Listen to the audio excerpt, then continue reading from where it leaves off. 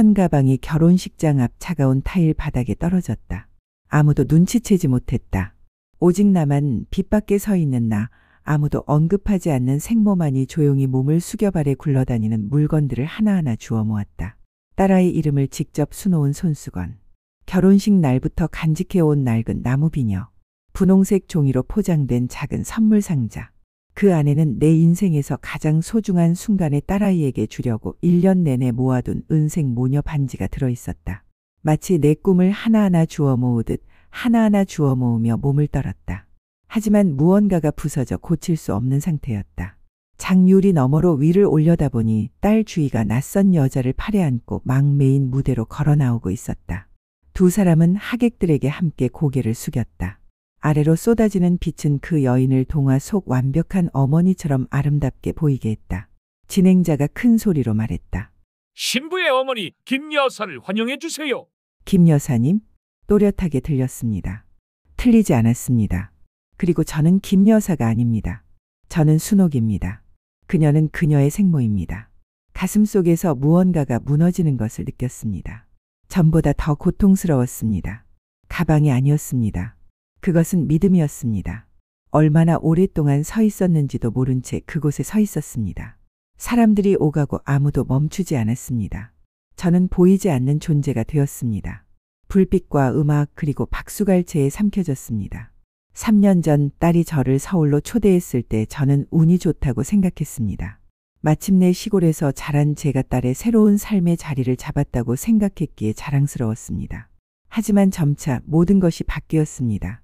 딸은 더 이상 친구들에게 저를 소개하지 않았습니다. 손님들이 오면 얼굴을 보이지 말라고 했습니다. 언젠가 동료에게 딸이 또렷하게 말하는 것을 들었습니다. 제 어머니는 시골에 사셔서 도시로 갈 수 없어요. 부엌에서 칼을 들고 요리하고 있었는데 가슴이 찢어지는 것 같았다. 잘못 들었나 싶었다. 하지만 이해했다. 나는 어울리지 않았다. 그녀를 당황하게 했다. 그녀의 전부였던 나를 이제 그녀는 감추고 싶어 했다. 오늘은 초대받지 못했다. 하지만 나는 왔다. 그녀를 귀찮게 하려는 게 아니었다. 그저 그녀를 한 번이라도 보기 위해서였다.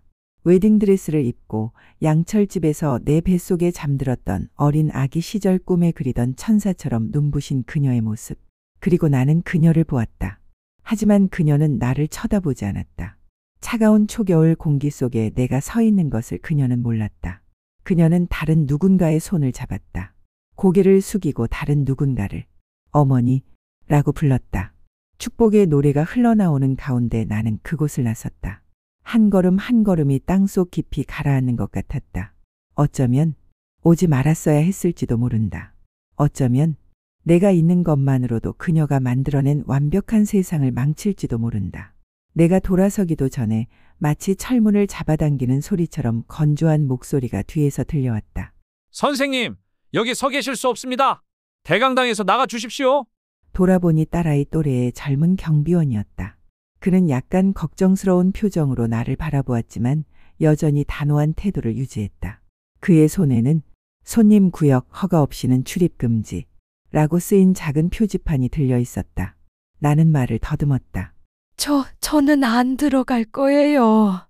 그냥 잠깐 서 있을 뿐이에요. 제 딸이 오늘이 결혼식 날이에요. 경비원은 눈살을 찌푸리며 태블릿에 적힌 목록을 훑어보더니 퉁명스럽게 말했다. 당신의 이름은 명단에 없습니다. 협조 부탁드리며 지금은 문제를 일으키지 마십시오. 나는 가만히 서 있었다. 내 눈은 여전히 복도에서 새엄마와 함께 웃고 있는 딸의 모습에 꽂혀 있었다. 좀 더 보고 싶었다. 정말 조금만 더. 그런데 그가 다른 사람을 불렀다. 경비원 2명이 앞으로 나와 마치 내가 침입자라도 되는 듯 부드럽지만 단호하게 내 팔을 붙잡았다. 그중 한 명이 내 귀에 바짝 다가와 속삭였다. 삼촌, 손님이 많으셔요. 다른 사람들 눈에 띄지 않게 해주세요. 조카가 부끄러워할 거예요. 그 말은 마치 내 가슴을 꿰뚫는 칼날 같았다. 부끄러워, 나 때문에. 나는 저항하지 않았다. 하지만 나도 모르게 눈물이 고여 양쪽 뺨을 적셨다. 내 두 손은 여전히 낡은 천 자루를 꽉 쥐고 있었다. 바닥에 떨어져 더럽고 구겨졌지만 오늘 내가 가져온 것은 신부 어머니를 위한 것이었다. 그들이 나를 정문 밖으로 조심스럽게 밀어내자 하객들은 주의를 기울이기 시작했다. 누군가가 속삭였다. 누구야? 그렇게 차려입고 파티에 간다고. 어쩌면 옛날 아는 사람이 음식을 구걸하는 걸지도. 나는 고개를 숙였다. 아무 말도 하지 않았다. 발걸음은 느렸지만 한 걸음 한 걸음 내딛는 순간마다 부서진 자존심을 밟는 것 같았다. 밖으로 나갔을 때쯤 유리문이 닫혔다. 음악, 환호, 박수 모든 것이 허공으로 사라졌다. 아무도 나를 쫓아오지 않았다. 아무도 나를 불러주지 않았다. 방금 쫓겨난 사람이 신부의 생모라는 사실을 아는 사람은 아무도 없었다. 나는 계단 위에 서서 얼룩덜룩한 불빛이 비치는 시멘트 바닥에 들이온 내 그림자를 바라보았다. 길 잃은 촌스럽고 못생긴 노파, 명단에도 없는 딸의 삶에서 자리 잡을 자리가 없는. 나는 큰 소리로 울지 않았다. 오직 깊은 고통이 목을 조를 뿐이었다. 어머니에게는 굴욕적인 일이었다. 나는 내가 무엇을 잘못했는지 몰랐다. 나는 내 아이를 사랑했을 뿐이었다. 그저 아이가 행복하기만을 바랐다. 하지만 어쩌면 내 사랑은 간직할 만큼 고귀하지 않았을지도 모른다. 집으로 돌아왔다. 멀지 않았다. 30분밖에 걸리지 않았다. 하지만 오늘 밤은 걸음마다 돌멩이처럼 느껴졌다. 차가운 바람이 얇은 코트를 스치며 등을 극적였다. 집에 도착해 불을 켰다. 방은 평소와 같았다. 좁고 조용했고 은은한 향유 냄새가 났다. 평소처럼 걸어둘 힘이 없어 천 가방을 내려놓았다. 침대 가장자리에 앉아 허공을 바라보았다. 나는 생각했다. 적어도 이곳에 오면 울 수 있을 거라고. 붙잡을 것이 아무것도 없는 어머니처럼. 하나뿐인 자식을 잃은 사람처럼. 하지만 눈물은 나오지 않았다. 오직 숨 막히는 듯한 숨소리가 가슴을 뒤흔들었다. 전화벨이 울렸다. 주희였다. 화면에 주희의 이름이 번쩍였다. 나는 몸을 떨었다. 나는 생각했다. 혹시 내가 여기 있다는 것을 알고 있을지도 모른다. 뭔가를 느꼈을지도 모른다. 어쩌면 나는 부드러운 목소리로 전화를 받았다. 안녕하세요. 그의 목소리는 인사도 없이 차갑게 울려 퍼졌다. 결혼식에 왜 와요? 초대 안 받았는데? 나는 깜짝 놀랐다. 내가 뭐라고 말하기도 전에 그 말은 계속되었다. 내가 날 얼마나 당황하게 했는지 알아? 내가 복도 밖에 서 있다가 경비원한테 쫓겨났잖아. 손님들이 수군거리고 있었잖아. 알겠어? 나는 목이 막힌 채로 말을 더듬었다. 엄마는 그냥 밖에 서서 지켜보셨어. 난 들어갈 생각이 없었어. 얘야. 오고 싶지 않으면 오지 마. 내가 이미 말했잖아. 남편 가족 앞에서 내 이미지를 지키려고 얼마나 애썼는데 내가 그러면 다 망쳐버릴 거야. 오늘이 나한테 얼마나 소중한지 알아? 입술을 깨물었다. 사과하고 싶었다. 그저 그녀가 보고 싶었다고, 그저 웨딩드레스를 입은 그녀를 보고 싶었다고, 그저 그녀 인생에서 가장 소중한 추억의 일부가 되고 싶었다고 말하고 싶었다. 하지만 입을 열 수가 없었다. 말하면 울 것 같았다. 울면 그녀가 나를 더 미워할까봐 두려웠다. 그녀의 목소리는 조금 부드러워졌지만 여전히 거리를 두고 있었다. 그곳에서 평화롭게 지내고 있잖아. 날 부끄럽게 할 짓은 하지 마. 널 탓할 순 없지만 제발 다시는 그렇게 갑자기 나타나지 마. 전화가 끊겼다. 나는 가만히 앉아 있었고 전화기는 침대에 떨어졌다. 가슴이 다시 한번 쿵 하고 떨어졌다. 이번에는 아무도 보지도 듣지도 이해하지도 못했다. 소박한 빌린 방 안에서는 아무도 말하지 않았고 바람도 불지 않았다. 오직 나, 한때 내 아이의 온 세상이었던 엄마에게만 힘든 상황이라는 말이 붙었다.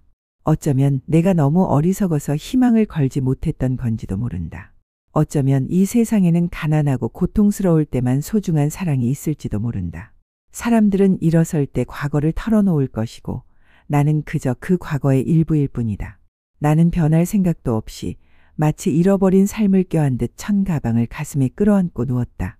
나는 더 이상 그의 삶에서 기대했던 어머니가 아니라는 것을 알았다. 중요한 순간에 더 이상 내 이름을 불러주지 않아도 나는 여전히 문 뒤에 서 있는 그림자처럼 조용히 지켜보았다. 용서를 바라는 것은 아니었다. 그저 그가 평화롭게 살기를 바랐다. 그러던 어느 날 나는 그 소식을 들었다. 그 소식은 그가 전한 것이 아니라 우연히 내 안부를 묻기 위해 전화를 건 이웃이 전한 것입니다. 제 딸이 결혼하고 나서 빚이 많았다고 들었어요. 시댁이 부유하지 않아서 딸이 돈이 있다고 생각했던 거죠. 결혼하고 나서 본색을 드러내고 딸 이름으로 돈을 빌리게 했다고. 나는 말없이 앉아 있었다. 내 손은 여전히 뜨거운 죽 한 숟가락을 쥐고 있었고 입은 쓰라렸다. 그녀는 속았다는 걸까? 그녀가 내가 참석하는 걸 원치 않았던 결혼식, 다른 엄마를 고용해서 대기하게 한 결혼식, 그것이 결국은 미리 쳐놓은 함정이었던 걸까? 슬퍼해야 할지 화를 내야 할지 알 수 없었다. 가슴에서 느껴지는 약간의 아픔이 떨리는 손가락으로 퍼져나가는 것만 느껴졌다. 나는 예전에는 아무것도 가진 게 없는 여자였고 속아 넘어갔고 남을 믿었다. 견딜 수 없을 것 같았던 날들을 살아왔다. 그 기분을 이해했다. 하지만 내 딸은 결코 알지 못했다. 그녀는 나 없이 걸어가기로 했다. 마치 늙은이처럼 나를 밀어냈다. 이제 그녀는 혼자 힘겹게 버티고 있고 예전처럼 그녀를 안아줄 수 없다. 그녀의 시댁에서 시골에 있는 작은 집, 내 명의로 된 집을 팔아달라고 요청했다는 소식을 들었다. 그들은 그녀가 내게 서명을 요구할 거라고 생각했다. 하지만 어떻게 그럴 수 있을까? 나는 조용히 은행에 가서 그 부동산을 잠갔다. 직접 서명 없이 소유권을 양도 불가 상태로 변경했다. 아무에게도 말하지 않았다. 연락도 하지 않았다.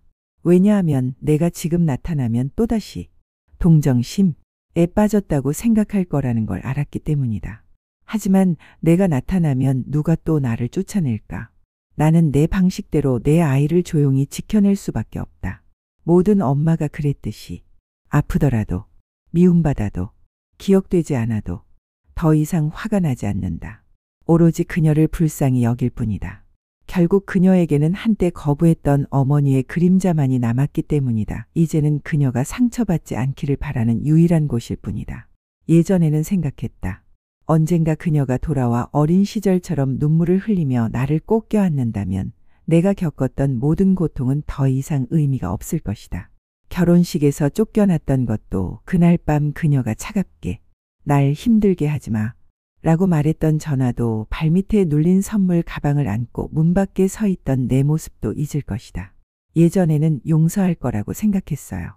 하지만 정말 그날이 왔을 때 깨달았어요. 상처는 있잖아요. 피가 나지 않더라도 아물지 않는다는 걸. 말은 있잖아요. 사과해도 지워지지 않는다는 걸. 그날 오후 바다는 고요했고 하늘은 마치 광활한 하늘에 누군가 한숨을 쉬는 듯 옅은 회색빛을 띠고 있었어요. 막발레를 다 건 순간 문 밖에서 발소리가 멈췄어요. 그녀였죠. 내 딸 주희. 나는 그녀를 바로 알아보았다. 그녀는 마른 체형에 머리는 급하게 묶였고 눈은 움푹 꺼져 있었고 얼굴은 초췌했다. 가방끈을 꽉 움켜쥐고 있는 손은 마치 가방을 놓으면 온몸이 무너질까봐 두려워하는 듯했다. 나는 커튼 뒤에 서서 아무 말도 하지 않았다. 그녀가 미워서가 아니었다.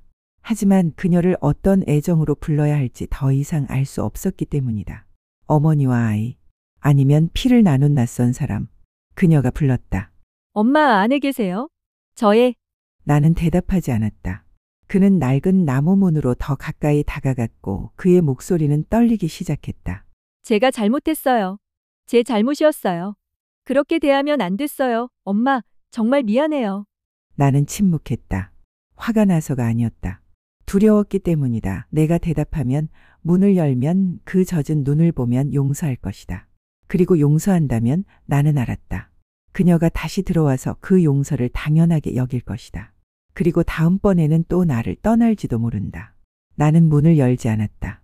밖에서 그녀는 울기 시작했다. 그 울음은 더 이상 자랑스럽지도 예전처럼 체면을 지키려 애쓰지도 않았다. 길을 잃고 지치고 배신당하며 어머니만을 마지막 피난처로 생각하는 아이의 울음이었다. 그녀는 두 손으로 얼굴을 감싸고 계단에 무릎을 꿇었다. 엄마, 그들이 나한테 거짓말을 했어요. 남편 집안이 부자인 줄 알았는데 그들은 내 돈만 받대요. 빚 서류에 서명하게 속이고 제 이름을 쓰게 하고 시골에 있는 모든 재산을 팔게 했어요. 이제 어떻게 해야 할지 모르겠어요. 이제 당신만 남았네요. 나는 문틀을 꽉 잡았다. 입술을 삐죽 내밀었다.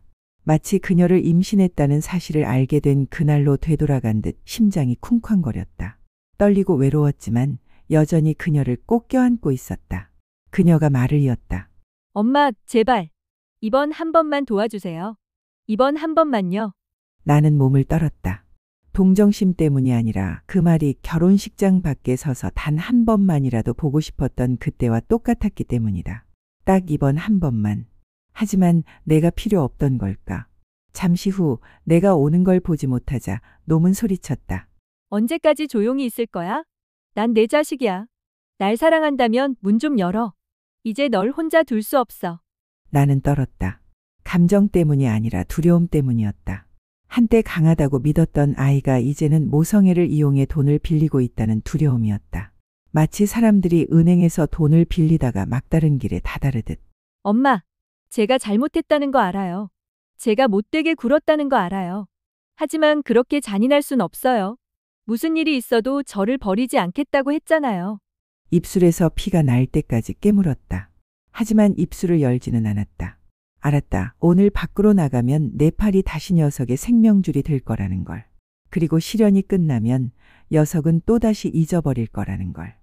지난번처럼 수없이 그랬듯이 몇 분 후 녀석이 일어서는 소리가 들렸다. 더 이상 울음소리는 들리지 않았다. 목이 메어 숨이 막히는 듯한 목소리였지만 그 어느 때보다 더 도끼가 짙었다. 알았어. 엄마는 날 사랑한다고 했지만 사실은 자기 생각만 했어. 평생 그림자처럼 살았는데 내가 다시 찾았을 때 내 위에 서서 마치 아무 잘못도 없었던 것처럼 날 거부했어. 나는 말을 잃었다. 그 글은 이렇게 이어졌다. 내가 틀렸어. 인정해. 하지만 넌 내가 생각하는 만큼 좋은 엄마가 아니야. 이기적이고 침묵하고 내가 가장 필요할 때 날 버리고 갔잖아. 도대체 넌 어떤 엄마야? 발소리가 땅을 쿵쿵 울리는 소리가 들렸다. 그리고는 점점 사라져갔다. 그리고는 사라졌다. 나는 그녀를 쫓아가지 않았다. 외치지도 않았다. 그저 그곳에 서 있었다. 낡은 부엌을 가득 채운 침묵 속에 탁자 위에 차는 이제 차가워졌다. 그날 밤 나는 벽을 마주보고 누워 있었다. 울지 않았다. 더 이상 눈물이 나지 않았기 때문이다. 나는 그녀를 탓하지 않았다. 하지만 용서할 힘도 없었다. 돌이키기에는 너무 멀리 왔다. 누군가를 붙잡을 만큼 너무 지쳐 있었다. 필요할 때만 돌아올 수 있었다. 내가 할 수 있는 일은 기도하는 것뿐이었다. 그녀가 인생에서 가장 큰 교훈을 배우게 해달라고. 한 번 길을 잃으면 다시는 돌아오지 않는 사람들이 있다는 것을. 비록 그것이 그녀의 어머니일지라도. 길모퉁이에서 그녀를 본 지 일주일 후 나는 잊으려고 애썼다. 그녀가 다른 길을 찾았다고 믿으려고 애썼다. 그러던 어느 날 오후 내가 요리하고 있을 때 전화벨이 울렸다. 그녀의 이름이 나타났다. 주희. 듣고 싶지 않았다. 하지만 버튼을 누르는 동안 내 손은 여전히 떨렸다. 그의 목소리는 마치 지친 사람처럼 약하고 쉰 목소리였다. 엄마, 제 말이 들리세요? 나는 아무 말도 하지 않았다. 그것은 계속해서 말했다. 단어 하나하나가 혀끝에서 굴러갔다. 저는 말기 위함이에요. 엄마. 엄마가 슬퍼하실까봐 감히 말씀드릴 수가 없었어요.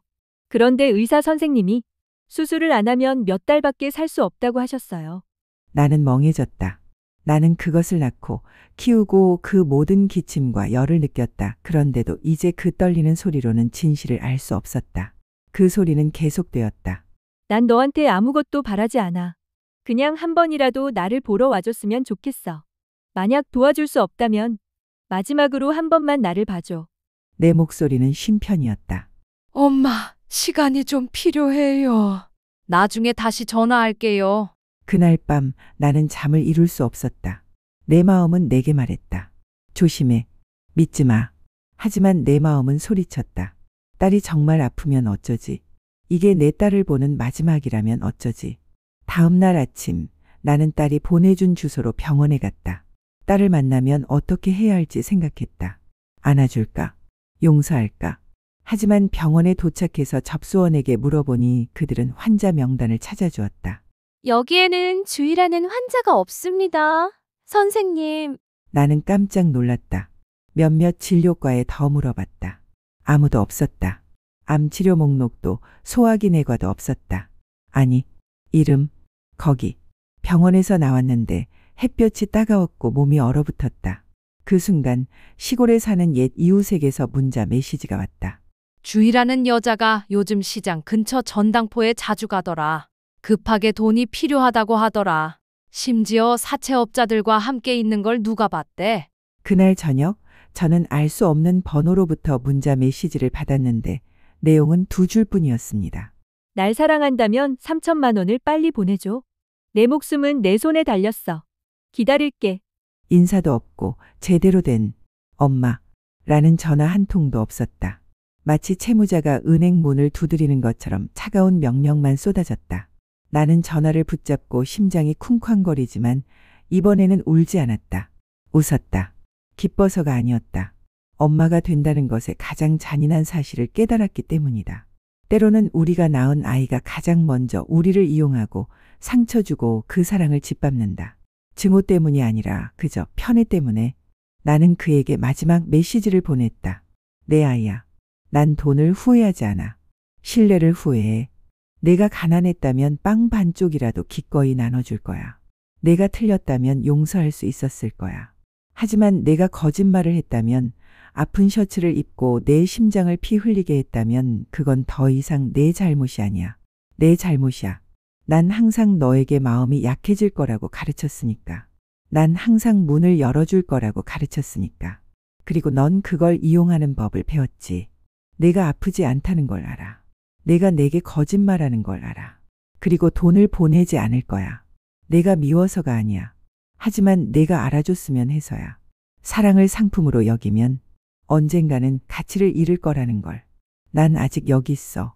하지만 더 이상 상처받고 싶지 않아.